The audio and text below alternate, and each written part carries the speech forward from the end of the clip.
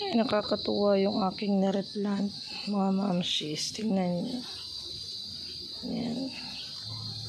Cute, no? Galing pa po yan ng Infanta. Kasi maliit lang ilalagay niya dati. Ngayon, parang nabansot sila. Kasi ito yung aking ito.